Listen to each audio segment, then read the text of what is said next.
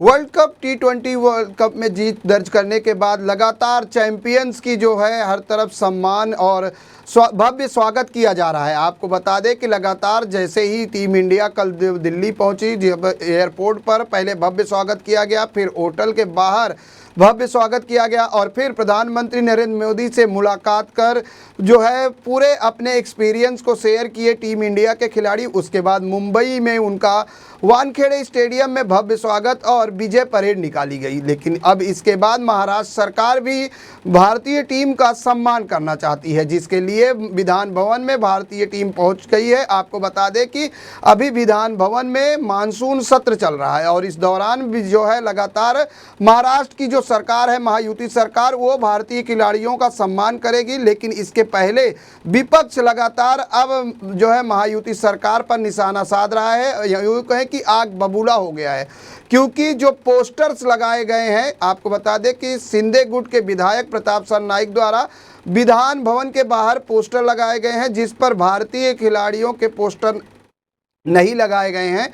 और लेकिन बात की जाए तो उस पोस्टर पर खिलाड़ियों की तस्वीर न होने के चलते लगातार जो विपक्षी गठबंधन है वो आग बबूला है। लगातार सरकार के खिलाफ बयानबाजी जारी है और जिस तरीके से ये आरोप लगाया जा रहा है कि महाराष्ट्र सरकार वर्ल्ड कप जीत का क्रेडिट लेने की कोशिश कर रही है, ये हम नहीं बल्कि एनसीपी शरद पवार गुट के विधायक जितेंद्र आव्हाड ने कहा है कि महाराष्ट्र सरकार वर्ल्ड कप जीत का क्रेडिट लेने के लिए इस तरह के पोस्टर लगा रही है। लगातार पूरे विधान भवन में सत्ताधारी पार्टी के विधायक प्रताप सरनाईक की तरफ से पोस्टर लगाए गए हैं। इस पोस्टर्स में भारतीय खिलाड़ियों के बजाय सिर्फ 3 नेताओं की तस्वीर लगाई गई है, जिनमें मुख्यमंत्री एकनाथ शिंदे, उप मुख्यमंत्री देवेंद्र फडणवीस और उप मुख्यमंत्री अजीत पवार की फोटो है।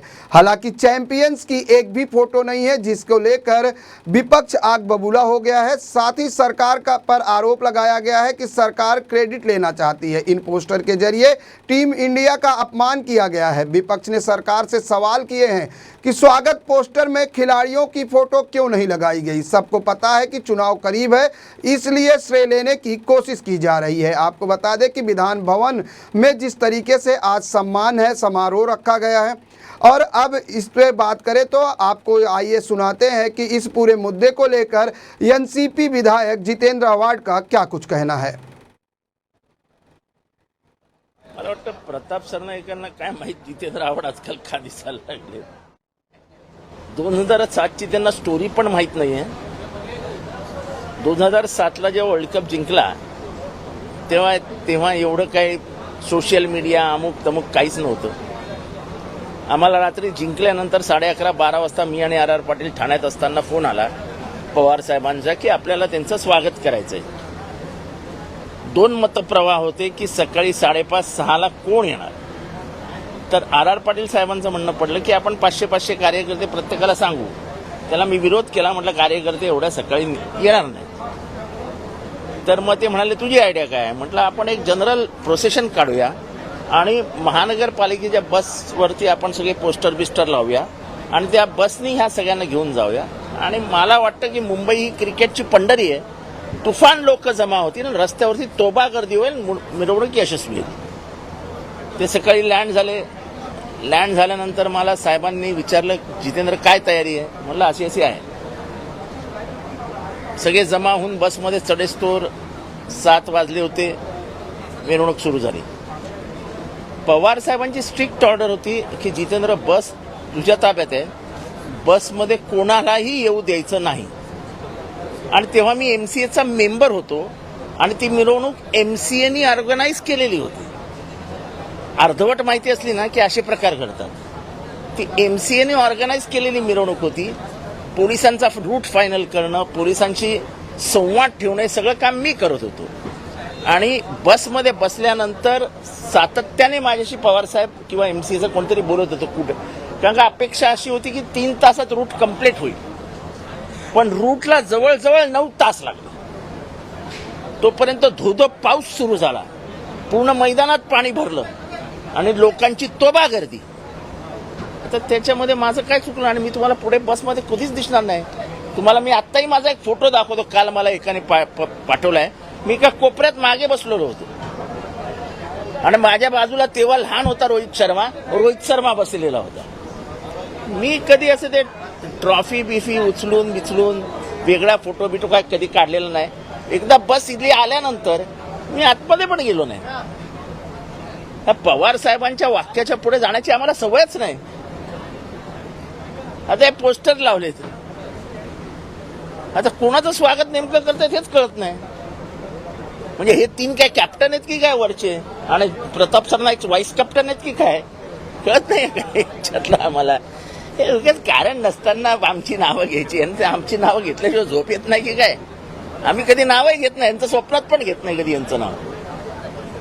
माझ्या तो आपने सुना कि किस तरह से जितेंद्र आव्हाड ने कहा कि क्या ये जो 3 लोग हैं जिनका पोस्टर लगाया गया है, क्या वो कैप्टन है, या जो पोस्टर लगाए हैं प्रताप सरनाईक वो वाइस कैप्टन है. अब यूँ कहें कि विधान भवन परिसर में विपक्ष के हंगामे के बाद भारतीय खिलाड़ियों के विधान भवन परिसर में पोस्टर लगाए गए हैं. आपको हम सीधे ले चलते हैं विधान भवन, जहां पर जुड़ रहे हैं हमारे साथ हमारे संवाददाता राहुल शुक्ला. राहुल, जिस तरीके से विधान भवन में विपक्ष का हंगामा देखने को मिला है और भारतीय खिलाड़ियों का सम्मान होने वाला है, किस तरह की तैयारी है विधानसभा में? जी बिल्कुल, विधानसभा में पूरी तरीके से तैयारियां पूरी हो चुकी है. भारतीय टीम जो है एक ऐतिहासिक क्षण है. कल ग्रैंड स्वागत जो है वानखेड़े स्टेडियम में किया गया. आज महाराष्ट्र सरकार द्वारा विधान भवन में 4 खिलाड़ियों का स्वागत किया जाएगा, जिनमें मुख्य तौर पर भारतीय टीम के कप्तान रोहित शर्मा, यशस्वी जायसवाल, सूर्य कुमार, जिन्होंने एक मुख्य तौर पर अपनी भूमिका निभाते हुए उन्होंने जो कैच पकड़ा था, और इसके बाद जो है शिवम दुबे. ये 4 खिलाड़ी जो है मुंबई से आते हैं. इन खिलाड़ियों को 1 करोड़ रुपए सभी खिलाड़ियों को दिया जाएगा. खेल मंत्री ने भी इसका निर्देश दिया है, और ऐसे में सभापति द्वारा राहुल नार्वेकर द्वारा इनका स्वागत किया जाएगा. ऐसे में महाराष्ट्र के मुख्यमंत्री एकनाथ शिंदे, अजित पवार और देवेंद्र फडणवीस भी इन खिलाड़ियों का स्वागत करेंगे. पूरी तरीके से तैयारियां हो चुकी है. विधान भवन के परिसर में आप देख सकते हैं कि जो तस्वीरें हैं जिनमें भारतीय तिरंगा लगाया गया है, और महाराष्ट्र के जो पोस्टर्स लगाए गए हैं जिनमें भारतीय टीम के भी पोस्टर लगाए गए थे. सुबह से ही हंगामा का दौर शुरू था. लगातार विपक्ष इन पर हंगामा कर रही थी कि किस तरीके से क्यों भारतीय टीम के जो पोस्टर्स है वो क्यों नहीं लगाए गए.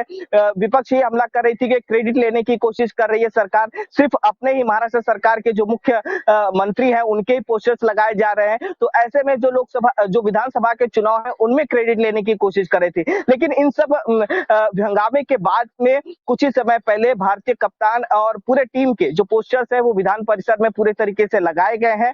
अब कुछ ही क्षण बाकी है जहां पर चारों खिलाड़ी जो है इस विधान भवन के परिसर में पहुंचेंगे. उनकी तैयारियां हो चुकी है. उनके लिए यहाँ पर ढोल नगाड़े बुलाए गए हैं. उनकी पूजा की जाएगी. आरती की थाली लेके आए गए हैं. तो महिलाएं भी कुछ मौजूद है. पूरी तरीके से तैयारियां यहाँ पर शुरू हो चुकी है. बस कुछ ही पल बाकी है जिन पर भारतीय टीम और अन्य पूरे जो लोग हैं पूरे टीम के लोग हैं वो यहाँ पर पहुंचेंगे, और उनके बाद ही उनका जो भव्य स्वागत है वो यहाँ पर किया जाएगा.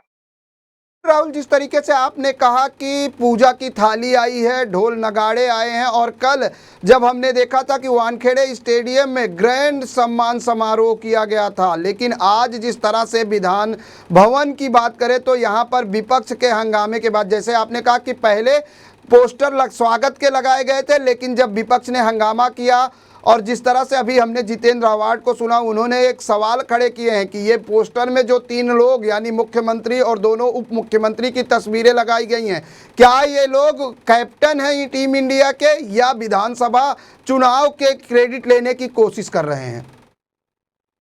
जी बिल्कुल, जिस तरीके से जितेंद्र आव्हाड ने सुबह ही इस पूरे सवाल को घेरा, ऐसे में इन सवालों को घेरे के आने के बाद जो प्रताप सरनाईक जो इस पूरे कार्य को देख रहे थे उनकी जवाबदेही थी. बार बार उनसे सवाल पूछा जा रहा था कि क्या इसका जवाब किस तरीके से वो देते हैं.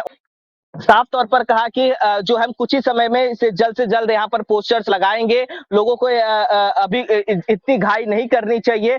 ऐसे में उन्होंने यहाँ पर पोस्टर्स लगाए हैं. पोस्टर्स लगाने के बाद अब जो है यहाँ पर पूरी तरीके से तैयारियां पूरी हो चुकी है. अब कुछ ही क्षण में जो भारतीय टीम के कप्तान है रोहित शर्मा और सभी खिलाड़ी यहाँ पर पहुंचने वाले हैं, उनका स्वागत समारोह होगा। आप देख सकते हैं किस तरीके से ढोल नगाड़े की आवाज भी शुरू हो चुकी है और ऐसे में अब उनके स्वागत के लिए महाराष्ट्र सरकार के जो मंत्री हैं देवेंद्र फडणवीस, उप मुख्यमंत्री अजित पवार और मुख्यमंत्री एकनाथ शिंदे, वो यहाँ पर पहुंचेंगे और विधान भवन के अंदर उन्हें लेकर जाकर उनका स्वागत किया जाएगा और उन्हें इनाम के तौर पर 1-1 करोड़ रुपए भी दिए जाएंगे।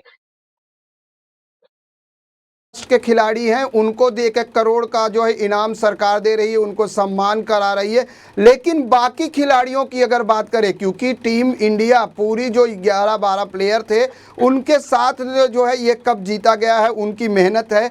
इन 4 खिलाड़ियों के अलावा अगर बात करें तो क्या महाराष्ट्र सरकार अन्य किसी भी खिलाड़ी का सम्मान करने वाली है?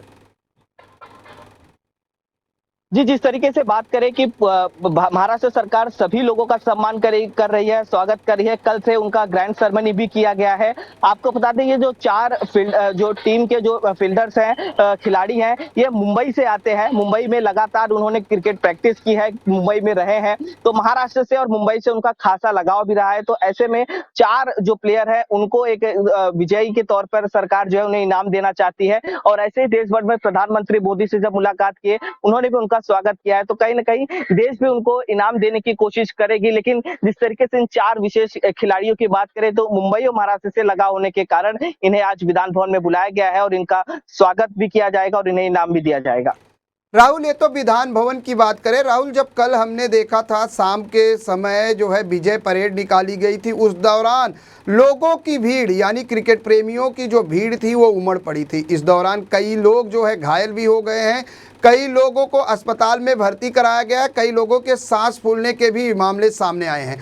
किस तरह से देखते हैं कि एक प्रशंसक की तौर पर अगर बात करें, क्रिकेट प्रशंसक के तौर पर और एक मुंबई कर के नाते अगर बात करें, तो जो कल का माहौल था उसको लेकर क्या कुछ कहेंगे कि आखिर टीम इंडिया के जो विजय परेड को लेकर लोगों की जो भीड़ उमड़ी थी, मुंबई पुलिस ने कैसे उनको कंट्रोल किया? जी बिल्कुल, जिस तरीके से एक ऐतिहासिक पल था, 17 साल के बाद ये जो विजय रथ है वो शुरू हुई है। एक विजय परेड जो है वो मरीन ड्राइव से वानखेड़े स्टेडियम तक निकाली गई थी और इस पूरे इंतजाम को लेकर मुंबई पुलिस ने पूरे तौर पर तैयारियां की थी। ऐसे में जो उनके फैंस थे, बहुत ही ज्यादा भीड़ बढ़ गई थी, लाखों की भीड़ थी। आप देखेंगे मरीन ड्राइव की जो तस्वीरें, वहां पर पूरे तरीके से फैंस की छावनी बन गई थी और ऐसे में जब एम्बुलेंस की बात करें तो एक एम्बुलेंस उस दौर पर जाने लगी तो उनके लिए जगह वहां के फैंस के द्वारा दी गई। बात करें मुंबई पुलिस की, उस भगदड़ के दौरान जब वहां पर भीड़ हुई तो ऐसे में कुछ महिलाएं थी और कुछ बच्चे थे, उन्हें परेशानियों का सामना करना पड़ा। तो मुंबई पुलिस ने उन्हें सुरक्षा देने की कोशिश की और ऐसे में उन्हें अस्पताल भी पहुंचाया और जिनमें उनकी जान भी बच गई। तो कुल बात करें तो जब फैंस वहां पर पहुंचे थे और जब टीम इंडिया यहाँ पर पहुंची थी तो बहुत ही ज्यादा तादाद में भीड़ थी, जिस पर मुंबई पुलिस ने पूरी तरीके से सुरक्षा व्यवस्था करते हुए इसे कोशिश की, इसे बचाने की कोशिश की और बाकायदा तौर पर यहाँ पर पूरे तरीके से इंतजाम किए हुए थे। और इस मैच पूरे व्यवस्था के बाद, स्वागत समारोह के बाद अगर हम बात करें तो उन्हें अस्पताल ले जाया गया। भगदड़ की तस्वीरें देखेंगे तो मरीन ड्राइव पे बहुत सारे हमें चप्पलें देखने को मिली है। तो कई तौर पर यहाँ पे कुछ लोग घायल हुए इस मैच के दौरान, लेकिन कुल मिलाकर बात करें मुंबई पुलिस ने इस पूरे इंतजाम को बाकायदा तौर पर अच्छे से करने की कोशिश की है। राहुल, अगर हम विधान भवन की बात करें, मानसून सत्र की बात करें तो मानसून सत्र भी जारी है और लगातार विपक्ष जो है सरकार के खिलाफ विरोध प्रदर्शन करते भी नजर आ रहा है। जिस तरीके से आज का जो विरोध प्रदर्शन और हंगामा देखने को मिला वो भारतीय टीम को लेकर था, लेकिन जिस तरीके से बात करें विधान भवन की कार्यवाही की, तो आज विधान भवन में किस तरह की कार्यवाही रही और क्या क्या खास मुद्दे जो है विपक्ष जो है सरकार के सामने उठाने की कोशिश की है? हम चाहेंगे बिल्कुल संक्षिप्त में ब्रीफ करें इस पर।